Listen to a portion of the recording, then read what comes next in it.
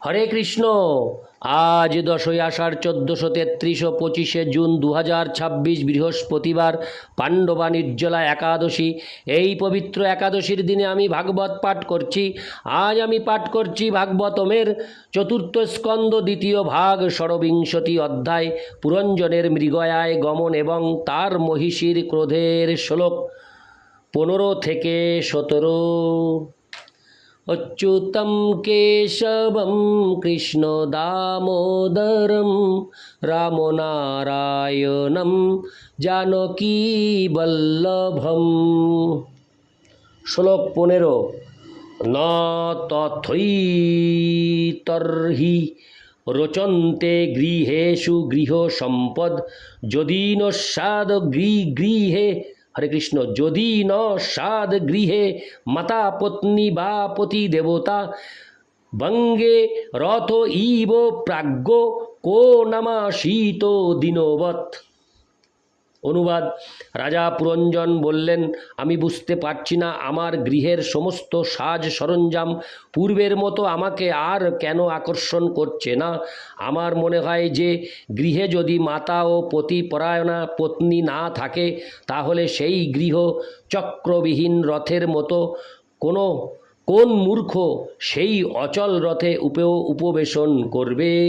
তাৎপর্য: মহান রাজনীতিজ্ঞ চাণক্য পণ্ডিত বলেছেন, মাতা যস্য গৃহে নাস্তি ভার্যা চা প্রিয়বাদিনী অরণ্যং তেন গন্তব্যং যথারণ্যং তথা গৃহম। যার গৃহে মাতা নেই এবং পত্নী অপ্রিয় ভাসিনী, তার গৃহত্যাগ করে বনে যাওয়াই কর্তব্য, কারণ তার গৃহ অরণ্য সদৃশ। প্রকৃত মাতা হচ্ছে ভগবত ভক্তি এবং প্রকৃত পত্নী হচ্ছেন তিনি, যিনি ভগবানের সেবায় তার পতিকে সহায়তা করেন। সুখী গৃহের জন্য এই দুটি বস্তু অত্যন্ত আবশ্যক। প্রকৃতপক্ষে স্ত্রী হচ্ছেন পুরুষের শক্তি। ইতিহাস পর্যালোচনা করলে দেখা যায় যে প্রত্যেক মহান ব্যক্তির পিছনে রয়েছেন হয় তার মাতা অথবা পত্নী। ঘরে যদি সুশীলা পত্নী ও স্নেহময়ী মাতা থাকেন তাহলে গৃহস্থ জীবন অত্যন্ত সাফল্যমণ্ডিত হয়। এই অবস্থায় গৃহস্থলীর সমস্ত কার্যকলাপ এবং সমস্ত সাজ সরঞ্জাম অত্যন্ত সুখদায়ক হয়। শ্রী চৈতন্য মহাপ্রভুর স্নেহময়ী মাতা এবং সুশীলা পত্নী দুই ছিল এবং তিনি তার গৃহে অত্যন্ত সুখী ছিলেন। তবুও সমগ্র মানব সমাজের কল্যাণের জন্য তিনি তার মাতা ও পত্নীকে ত্যাগ করে সন্ন্যাস গ্রহণ করেছিলেন। পক্ষান্তরে বলা যায় যে গৃহে পূর্ণরূপে সুখী হতে গেলে স্নেহময়ী মাতা ও পত্নী উভয়েরই আবশ্যক। তা না হলে গৃহস্থ জীবনের কোনো অর্থ থাকে না। বুদ্ধির দ্বারা পরিচালিত হয়ে ধর্মপরায়ণ হয়ে ভগবানে ভক্তি না করলে সাধু ব্যক্তির কাছে তার সেই গৃহ কখনোই সুখকর হতে পারে না।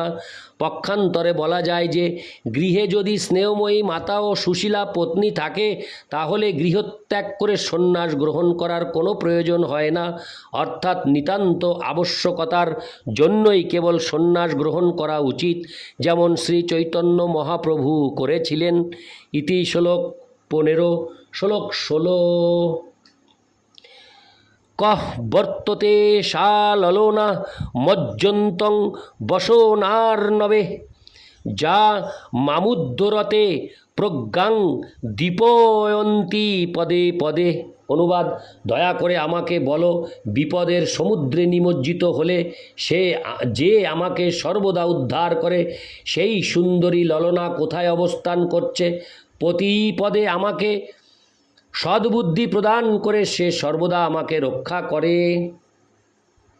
প্রতি পদে আমাকে সদ্বুদ্ধি প্রদান করে সে সর্বদা আমাকে রক্ষা করে। তাৎপর্য: সুশীলা পত্নী ও সদ্বুদ্ধির মধ্যে কোনো পার্থক্য নেই। যার সদ্বুদ্ধি রয়েছে তিনি যথাযথভাবে বিবেচনা করতে পারেন এবং বহু বিপজ্জনক পরিস্থিতি থেকে নিজেকে রক্ষা করতে পারেন। এই সংসারে প্রতি পদে বিপদ। শ্রীমদ্ ভাগবতে 10, 14, 58 বলা হয়েছে, পদং পদং যদ্দি পদাং ন তেষাম। এই জড় জগৎ প্রকৃতপক্ষে কোনো বুদ্ধিমান ব্যক্তি অথবা ভগবত ভক্তের থাকার উপযুক্ত স্থান নয়, কারণ এখানে পদে বিপদ রয়েছে, এখানে প্রতি পদে বিপদ রয়েছে। বৈকুণ্ঠ হচ্ছে ভগবৎ ভক্তের প্রকৃত আলয়, কারণ সেখানে কোনো উৎকণ্ঠা নেই এবং বিপদ নেই। সদ্বুদ্ধি মানে হচ্ছে কৃষ্ণ চেতনা লাভ করা। শ্রী চৈতন্য চরিতামৃতে বলা হয়েছে, যেই জন কৃষ্ণ ভজে সে বড় চতুর, কৃষ্ণ ভক্তি পরায়ণ না হলে তাকে বুদ্ধিমান বলা যায় না। এখানে আমরা দেখছি যে রাজা পুরঞ্জন তার সুশীলা পত্নীর অন্বেষণ করছিলেন, যিনি এই জড়জগতের সমস্ত বিপজ্জনক পরিস্থিতিতে সর্বদা তাকে সাহায্য করেছিলেন। পূর্বে বিশ্লেষণ করা হয়েছে যে প্রকৃত পত্নী হচ্ছেন ধর্মপত্নী, অর্থাৎ ধর্ম অনুসারে বিবাহ অনুষ্ঠানের মাধ্যমে যখন স্ত্রীকে অঙ্গীকার করা হয় তখন তাকে বলা হয় ধর্মপত্নী, কারণ ধর্মীয় অনুশাসন অনুসারে তাকে গ্রহণ করা হয়েছে। ধর্মপত্নী থেকে উৎপন্ন সন্তান পিতার সম্পত্তির উত্তরাধিকারী হয়, কিন্তু অবিবাহিতা পত্নী থেকে উৎপন্ন সন্তানের পিতার সম্পত্তির উপর কোনো অধিকার থাকে না। ধর্মপত্নী শব্দটি পতিব্রতা পত্নীকেও বোঝায়। পতিব্রতা পত্নী হচ্ছেন তিনি যার বিবাহের পূর্বে কোনো পুরুষের সঙ্গে কোনো সম্পর্ক ছিল না। স্ত্রীদের যদি যৌবনে পুরুষদের সঙ্গে মেলামেশা করার স্বাধীনতা দেওয়া হয় তাহলে তার সতীত্ব বজায় রাখা অত্যন্ত কঠিন হয়। সাধারণত তাদের সতীত্ব থাকে না। আগুনের সামনে মাখন আনলে তা গলবেই। স্ত্রী হচ্ছে আগুনের মতো এবং পুরুষ মাখনের মতো। কিন্তু কেউ যদি ধর্ম অনুসারে বিবাহের মাধ্যমে পতিব্রতা স্ত্রী প্রাপ্ত হন তাহলে তিনি তাকে জীবনের বহু বিপজ্জনক পরিস্থিতিতে নানাভাবে সাহায্য করতে পারেন। প্রকৃতপক্ষে এই প্রকার পত্নী সমস্ত সদ্বুদ্ধির উৎস হতে পারেন। এই প্রকার সুশীলা পত্নীসহ সমস্ত পরিবার যখন ভগবানের সেবায় যুক্ত হয় তখন সেই গৃহস্থ আশ্রমে পরিণত হয়। ইতি শ্লোক 17 রামা ঊচু নরনাথ ন জানিমস্তৎ প্রিয়া যদ্যবশ্যতি ভূতলে নিরবস্তারে শয়ানাং পশ্য শত্রুহন। অনুবাদ: সেই রমণীরা তখন রাজাকে বললেন, হে নরনাথ, আপনার স্ত্রী যে কেন এইভাবে অবস্থান করছেন তা আমরা জানি না। হে শত্রুহন, দয়া করে দেখুন, বিনা শয্যায় তিনি ভূমিতে শয়ন করে রয়েছেন। তিনি যে কেন এইভাবে আচরণ করছেন তা আমরা বুঝতে পারছি না।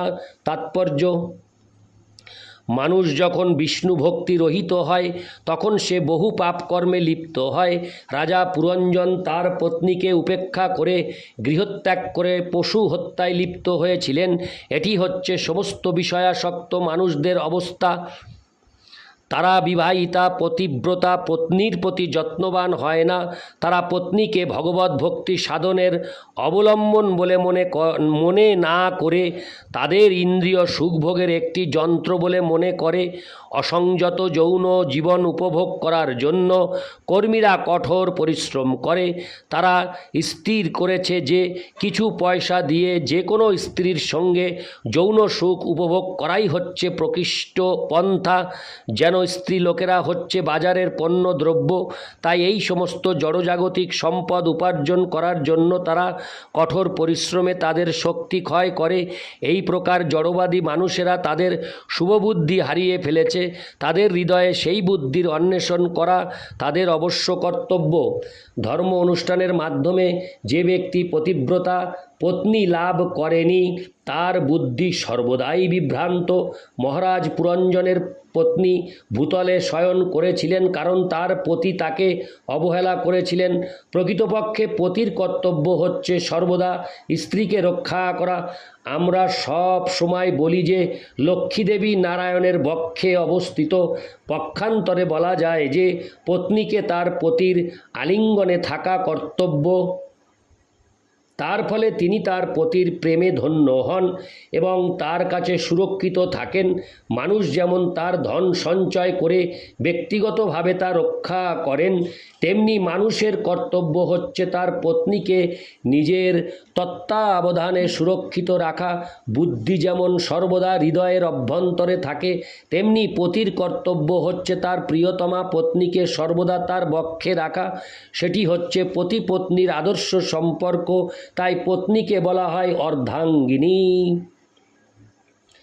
এক পা, এক হাত অথবা শরীরের অর্ধ অঙ্গ নিয়ে কেউ থাকতে পারে না, তার উভয় অঙ্গই প্রয়োজন। তেমনি প্রকৃতির নিয়মে পতি ও পত্নীর একত্রে থাকা উচিত। নিম্নতর যোনিতে পক্ষী ও হরে কৃষ্ণ পক্ষী ও পশু সমাজে দেখা যায় যে প্রকৃতির নিয়মে পতি পত্নী একত্রে বাস করে। এইভাবে মানব জীবনেও পতি ও পত্নীর একসাথে বাস করাই আদর্শ জীবন। গৃহটি ভগবত ভক্তি সম্পাদনের স্থান হওয়া উচিত এবং পত্নীর কর্তব্য হচ্ছে পতিব্রতা হয়ে ধর্ম অনুষ্ঠান সম্পাদন করা। এইভাবে মানুষ তার গৃহে সুখী হতে পারে। ইতি শ্লোক 17। অচ্যুতম কেশবম কৃষ্ণ দামোদরম রামনারায়ণম জানকী বল্লভম। হরে কৃষ্ণ।